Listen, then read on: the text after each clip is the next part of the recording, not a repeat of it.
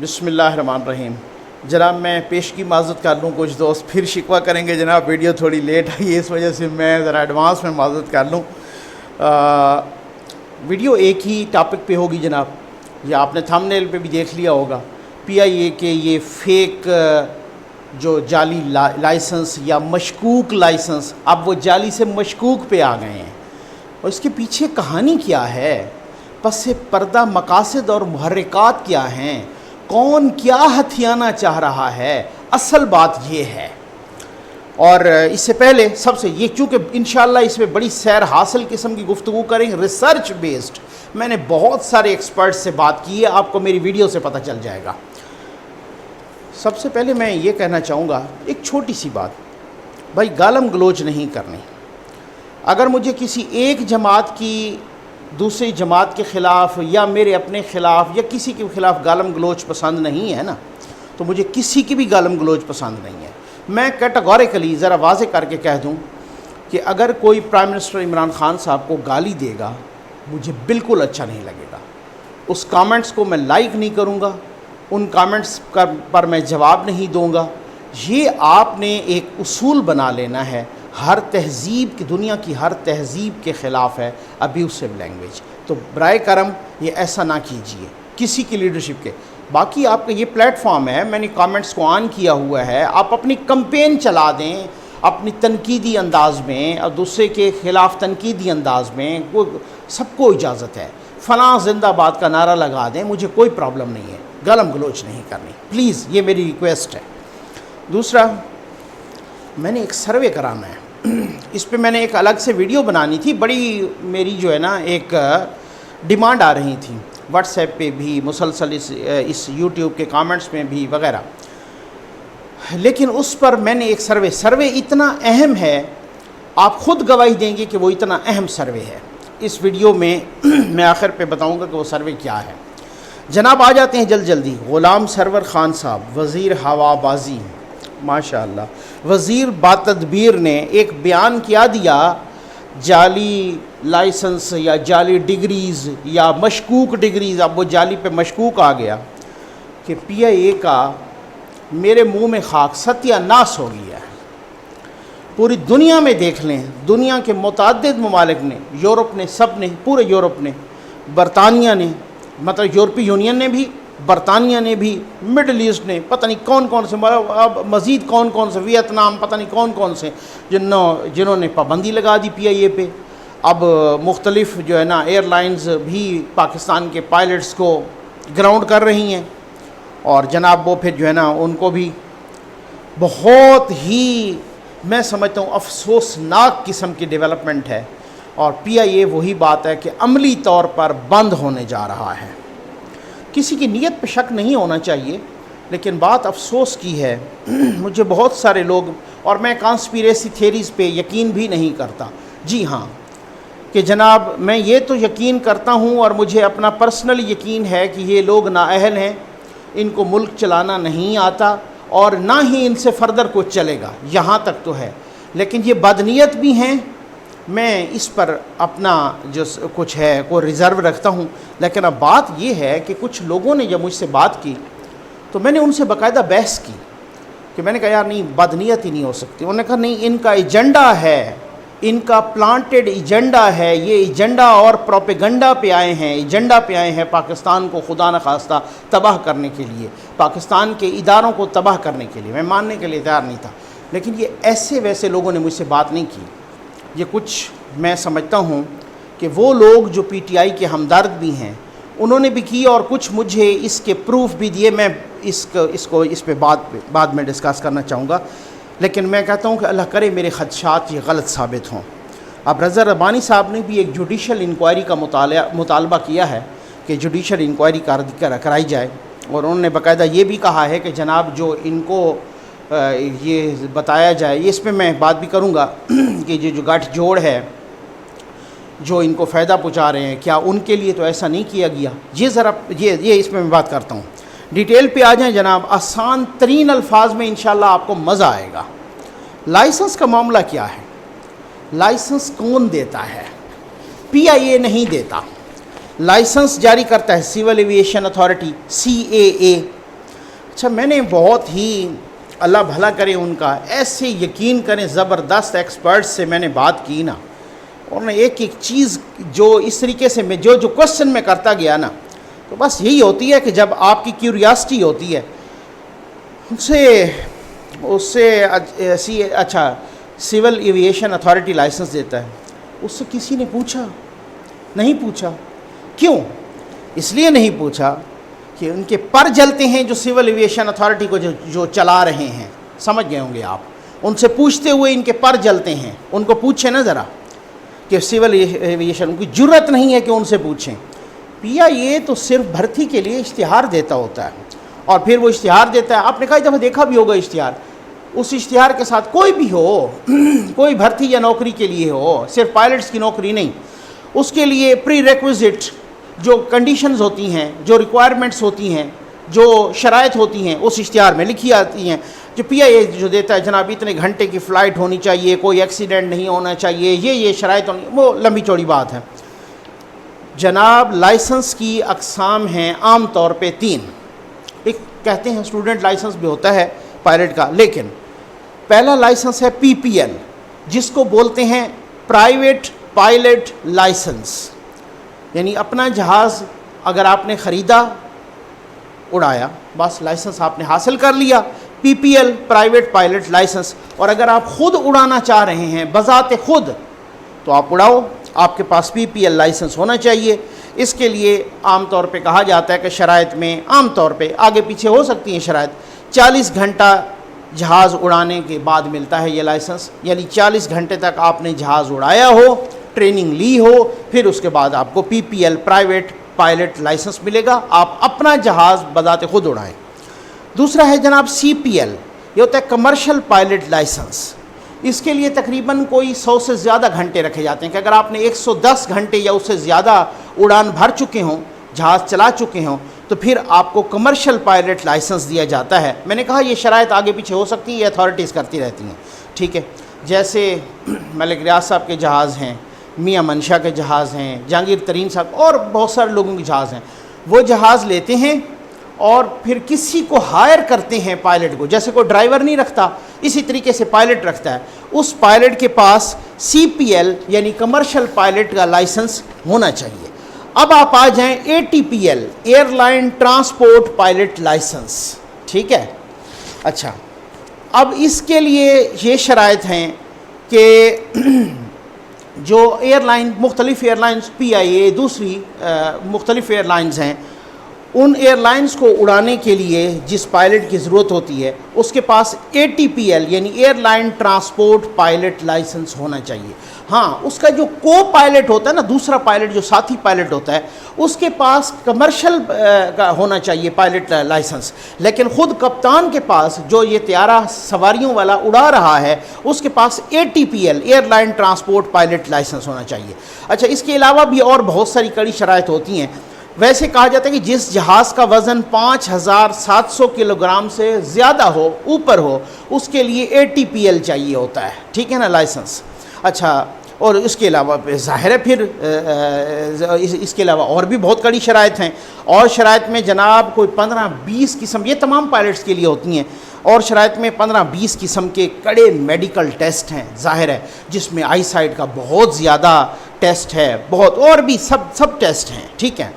اور عام طور پہ میں نے کسی ایکسپرٹ سے بات کی تو وہ کہتے ہیں جناب کہ عام لیبارٹریز کے تو یہ ٹیسٹ مانے نہیں جاتے، سی ایم ایچ کے اور اس طرح کے اداروں کے یہ ٹیسٹ مانے جاتے ہیں اس طرح سے۔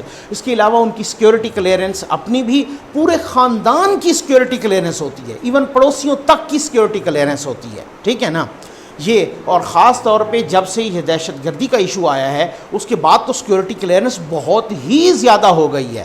اس کے علاوہ ہر سال ان کا میڈیکل ٹیسٹ دوبارہ ہوتا ہے۔ یہ میں بتا رہا ہوں کہ کتنی کڑی شرائط کے بعد یہ لائسنس ملتا ہے۔ اب آ جائیں، ہر 6 مہینے کے بعد لائسنس کی رینیول ہوتی ہے۔ جی ہاں، لائسنس ہر 6 مہینے کے بعد رینیو کرانا پڑتا ہے، نیا کرانا پڑتا ہے ہر 6 مہینے کے بعد۔ اور اے ٹی پی ایل یعنی airline transport pilot licence جو ہوتا ہے ATPL، ہر 6 ماہ کے بعد ان کے کورسز ہوتے ہیں ان پائلٹس کے. یہ جو اڑان بھرتے ہیں نا، یہ جو سواریوں والے جہاز چلاتے ہیں پائلٹس اڑاتے ہیں، یہ جناب ہر 6 مہینے کے بعد ان کے کورسز، سیمولیٹر کورسز ہوتے ہیں. اور بھی کورسز ہیں مختلف، ان کے نام ہے ایکسپرٹس بتاتے ہیں. امریکہ میں ہوتے ہیں، مثلا ایئر بس کے کورسز ہیں تو وہ فرانس میں ہوتے ہیں. یہ اس قسم کے کورسز ہوتے ہیں. اچھا، پائلٹ جب بتایا جاتا ہے، ایکسپرٹ سے جب میں نے بات کی تو انہوں نے بتایا کہ ATPL پائلٹ جب ٹریننگ کر کے آتا ہے نا، یہ کورس کر کے آتا ہے تو ہر 6 مہینے کے بعد تو وہ اپنی اپلیکیشن لگا کے دستاویزات کے ساتھ، اس ٹریننگ کی دستاویزات کے ساتھ وہ سول ایویشن اتھارٹی کو دے دیتا ہے. سول ایویشن اتھارٹی پھر اس کو رینیول کرتی ہے، ٹھیک ہے نا، اس کے لائسنس کو. اب ذرا سنتے آئیں، ٹھیک ہے نا. اب PIA کا رول کیا ہے؟ صرف فیس دینا، اس کا خرچہ دینا، جو پائلٹ باہر جاتے ہیں اس کا ٹریول، بورڈنگ، لاجنگ وغیرہ، یہ خرچہ، ٹکٹ وغیرہ سب کچھ، ٹھیک ہے نا، یہ دینا اس میں. اب ذرا آپ لطیفے تو سنیں، لطیفے نہیں، یہ ہوش ربا انکشافات ہیں. یہ جیو نیوز نے بھی یہ اخذ کیا ہے رزلٹ، ٹھیک ہے نا. اور کوئی 262 پائلٹس کی انہوں نے کہا پہلے فیک، پھر فیک سے مشکوک ڈگریاں آئیں. 262 افراد کی، جن میں کچھ اور بھی لوگ شامل تھے. اس لسٹ میں جو جاری کی ہے سول ایویشن نے یا PIA نے، اس کے 141 پائلٹس بھی شامل ہیں. اب آپ سنتے جائیں، ذرا سنتے جائیں. اب میں یہ نہیں کہہ سکتا کہ آپ مسکراتے جائیں یا روتے جائیں یا حیرت افسوس کرتے جائیں یا کیا کرتے جائیں. 39 پائلٹس ایسے ہیں جو اب PIA کا، یعنی 141 پائلٹس کی جو لسٹ کی نا، باقی تو کچھ اس میں انجینئرز ہیں، باقی سٹاف ہے، جس میں 262 کہا ہے کہ ڈگریز، لائسنس فیک ہیں. 141 پائلٹس ہیں جن کا کہا ہے کہ لائسنس ان کے فیک ہیں یا مشکوک ہیں. میں نے آپ بہت کام کی باتیں کرنی ہیں. 39 پائلٹس ان میں ایسے ہیں جو اب PIA کا حصہ بھی نہیں ہیں. کیسے؟ کچھ وفات پا گئے، وہ بھی لسٹ میں شامل کر دیے گئے. کچھ ریٹائرڈ ہو گئے، وہ بھی لسٹ میں شامل ہو گئے. کچھ PIA کو چھوڑ گئے، وہ بھی لسٹ میں شامل ہو گئے. ماشاءاللہ کیا بات ہے. جس نے لسٹ بنائی ہے آپ ذرا ان کی قابلیت بھی دیکھ لیں. جو وفات پا گئے ان کو بھی لسٹ میں شامل کر دیا. بھائی ان کو تو چھوڑ دیتے کم از کم، ٹھیک ہے نا. اس کے بعد 36 پائلٹس ایسے ہیں جن کی معلومات ہی غلط ہیں. یہ 141 میں سے 36 ایسے ہیں جن کی معلومات، کسی کا نام غلط لکھا ہوا ہے، کسی کا امپلائی نمبر یا امپلائمنٹ نمبر وہ غلط لکھا ہوا ہے، کسی کا CAA یعنی civil aviation authority reference number وہ غلط لکھا ہوا ہے. آپ دیکھتے ہیں، ذرا سنتے ہیں، آگے چلیں. ATPL کے لیے 3 پائلٹس کے کہا گیا کہ جناب 9 پرچے مشکوک، جبکہ اس امتحان کے لیے کل پرچے 8 ہوتے ہیں. پہلی بات تو یہ ہے کہ یہ اگر امتحان لیا گیا، اس امتحان سے یہ کیسے ثابت ہو گیا، لائسنس تو ان کے پاس پہلے سے تھے، کہ جناب ان کے لائسنس فیک ہو گئے. اچھا آگے چلیں، ذرا سنتے ہیں. اس لسٹ میں 4 پائلٹس ایسے بھی ہیں جن کے لائسنس کو ہائی کورٹ ویلیڈیٹ کر چکی ہے، درست قرار دے چکی ہے. ان کا بھی اس فیک والی لسٹ میں یا مشکوک والی لسٹ میں شامل کر لیا گیا. ایک صاحب ہیں کیپٹن فروخ مرزا صاحب، یہ اکثر و بیشتر آپ ان کا نام سنتے ہیں. 30 سالہ پرانا ان کا CPL لائسنس وہ بھی مشکوک قرار دیا گیا، جبکہ اس وقت تو وہ کہتے ہیں کہ اس وقت تو یہ امتحان کا طریقہ کار رائج ہوتا ہی نہیں تھا، اس وقت تو یہ امتحان بھی نہیں تھا. اب ایک اور سنیں. 4 سال پہلے آپ کو یاد ہوگا ATR طیارے کا حادثہ ہوا. 2 یعنی کہ کیپٹن صالح یار جنجوعہ صاحب اور ایک آفیسر تھے، فرسٹ آفیسر احمد جنجوعہ صاحب، وہ ان میں جاں بحق ہو گئے، شہید ہو گئے، ٹھیک ہے نا. ان کا نام بھی لسٹ میں شامل کر دیا، یہ فیک ڈگری والوں اور یہ اس قسم کا. اتنی عجلت کیا، اس کی اتنی عجلت کی ضرورت کیا تھی بھائی؟ اب میں پوچھوں کہ یہ عجلت تھی یا بدنیتی تھی؟ جی ہاں، میں بدنیتی، میں شک و شبہ نہیں کرتا، میں اس طرح کا انسان نہیں ہوں، لیکن مجھے کچھ باتیں پتہ چلی ہیں، یہ آپ دیکھ لیجیے گا، میں اب ڈسکس کرتا ہوں. اب ایک اور پھرتی کا تذکرہ کروں گا. اگر اس پھرتی کا تذکرہ نہ کروں تو اس ویڈیو کو فائدہ ہی کوئی نہیں ہے. جی ہاں جناب، چیئرمین صاحب، PIA کے چیئرمین صاحب، ماشاءاللہ ایئر مارشل ارشد ملک صاحب، ٹھیک، انہوں نے اس پھرتی کا مظاہرہ کیا کہ تمام ممالک کے سفیروں کو خط لکھ دیا کہ جناب ہم نے 141 پائلٹس کو تمام کو گراؤنڈ کر دیا ہے. ٹھیک، اطلاع دے دی بہت جلدی. ایئر مارشل صاحب ارشد ملک صاحب چیئرمین PIA صاحب اتنے جلدی میں تھے. آپ ذرا سنیں تو صحیح. انہوں نے جو امریکہ کا سفیر ہے نا پاکستان میں اسلام آباد میں مسٹر پال جانز ان کو خط لکھا اور یوں لکھنا چاہ رہے تھے نا کہ یونائٹڈ اسٹیٹس آف امریکہ. انہوں نے خط میں یونائٹڈ اسٹیٹس آف پاکستان لکھ ڈالا. جی ہاں ٹھیک یہ ہماری پھرتی ہے. یہ پھرتی تھی یا کیا تھی مجھے سمجھ نہیں آ رہی. اب عدالتی انکوائری کا میں نے کہا نا رضا ربانی صاحب نے مطالبہ کر دیا. کہا کہ یہ جو سرمایہ دارانہ نظام ہے پتہ چلے اس کو تو فائدہ نہیں پہنچا رہے, یہ کسی کے ساتھ اس گٹھ جوڑ کو تو فائدہ نہیں پہنچا رہے جو گٹھ جوڑ جو مافیا, ٹھیک ہے نا, میں تو یوں کہوں گا نا ہر کام مافیا پہ ڈال دیتے ہیں نا, جو مافیا حکومت کی مدد کر رہا ہے کہیں اس مافیا یا اس گٹھ جوڑ کو تو فائدہ پہنچانے کی کوشش نہیں کر رہی. اب جناب الزام تو یہ بھی لگ رہا ہے کہ آپ ان بندوں کو فارغ کرنا چاہ رہے ہو اور اپنے لگانا چاہ رہے ہو یا اپنوں کے لگانا چاہ رہے ہو یا کسی کے لگانا, آگے میں نہیں کچھ کہوں گا, الزام لگ رہا ہے. اب آ جائیں جناب روز ویلٹ پہ. اب جناب کہا جا رہا ہے یہ حکومت روز ویلٹ ہوٹل کو بیچنے پہ تلی ہے یا کوئی ہتھیانے پہ تلا ہے, مجھے نہیں پتا. یہ بہت قیمتی ہوٹل ہے بھائی, یہ نیو یارک میں ہے. 1900 پہلے تو لیز پہ تو کافی عرصہ پہلے سعودیہ کے ایک شہزادے کے ساتھ مل کے پاکستان ایئر لائن نے یہ کیا تھا, لیکن 1999 سے آنورڈ تو خرید لیا. اس وقت بھی 3 کروڑ 60 لاکھ ڈالر. یہ ایک لمبا ایک قانونی پروسیس چلا تھا, ایک لمبی PIA نے پاکستان انٹرنیشنل ایئرلائنز نے پوری ایک لمبی جنگ لڑی تھی اس کے مالک کے خلاف, اور وہ قانونی جنگ انہوں نے جیتی تھی امریکہ کی عدالتوں میں. 3 کروڑ 60 لاکھ ڈالر کا اس وقت خریدا تھا. آج لوگ کہتے ہیں کہ جناب یہ 1 ارب ڈالر سے اوپر کی مالیت ہے.